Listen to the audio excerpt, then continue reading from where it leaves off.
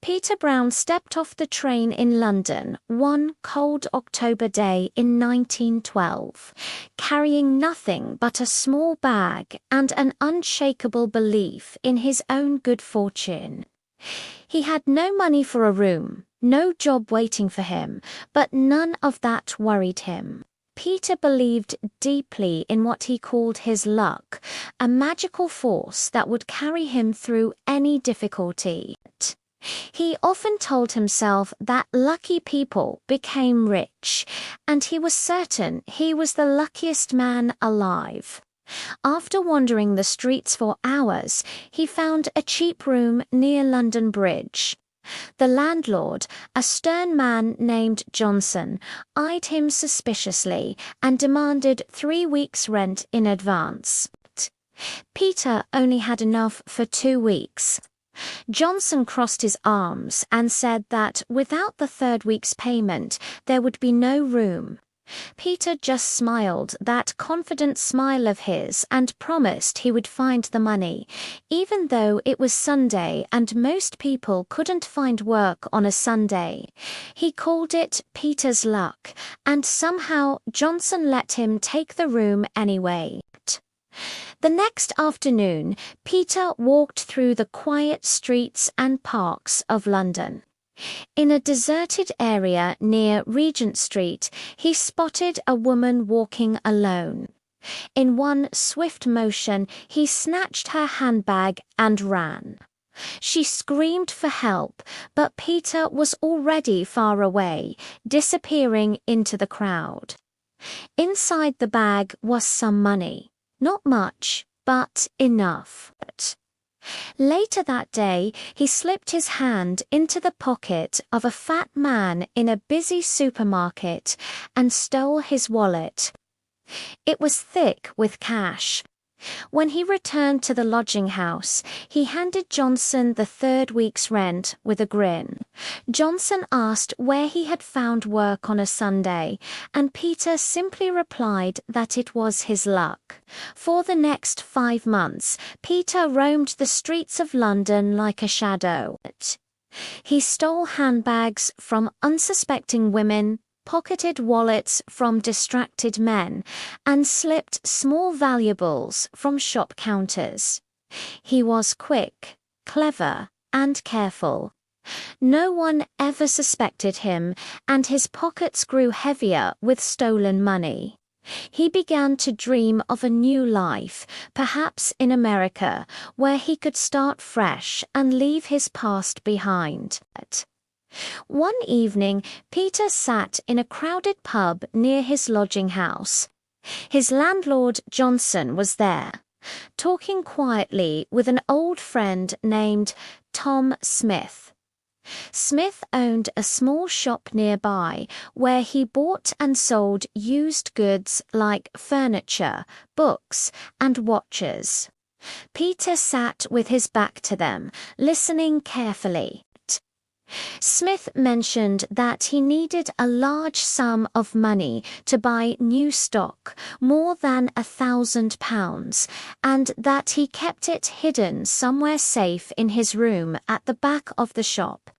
Johnson asked if it was wise to keep so much money there, and Smith just laughed and said he had a very good hiding place. Peter's heart raced. £1,000 or more. That was a fortune.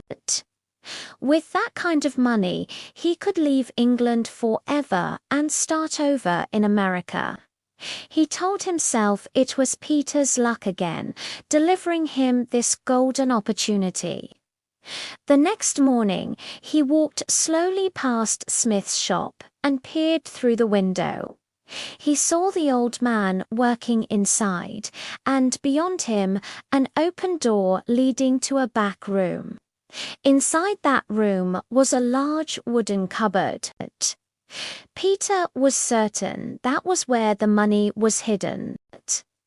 That night, Peter packed all his belongings into his bag and waited until midnight. The streets were silent and empty under a pale moon. He walked to Smith's shop, looked around to make sure no one was watching, then took a small hammer from his jacket and smashed the glass on the door. He reached through, unlocked it, and slipped inside. His footsteps were soft as he crossed the dark shop and entered the back room. Moonlight fell across the big cupboard. He used the hammer to force it open, and files and papers tumbled out onto the floor. Suddenly, a voice called out from the darkness.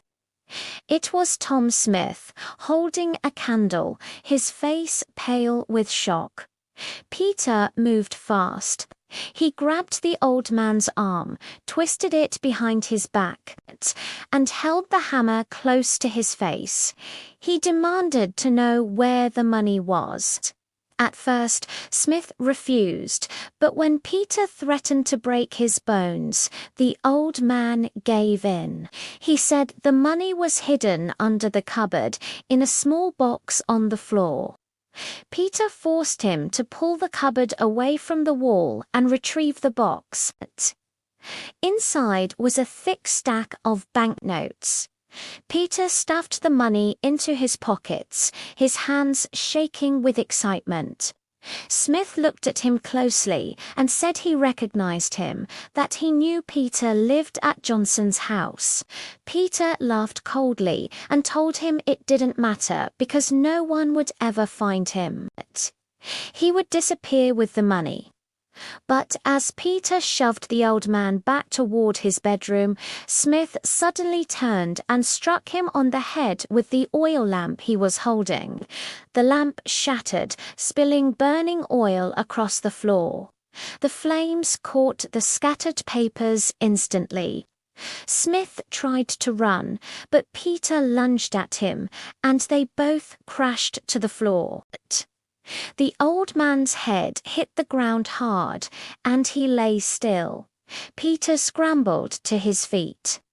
The fire was spreading quickly, climbing the walls and filling the room with smoke. For a brief moment, he looked back at the motionless figure of Tom Smith lying on the floor, but fear overtook him. He grabbed his bag and ran out into the street. At the end of the road, he glanced back and saw thick black smoke pouring from the shop. He thought again of the old man, but only for a second. Then he turned and disappeared into the night. 5 days later, Peter stood on the docks in Southampton among thousands of excited people. They had come to see the greatest ship ever built, a massive vessel that promised speed, luxury, and safety. It was about to embark on its first voyage across the Atlantic Ocean to New York. Peter held a ticket in his hand, paid for with stolen money. He looked up at the enormous ship and smiled. He told himself that Peter S. Luck had brought him this far and would carry him all the way to a new life in America. He believed his troubles were over, that the past was behind him, and that nothing could stop him now. With a light heart and a confident step, he walked up the gangway and boarded the Titanic.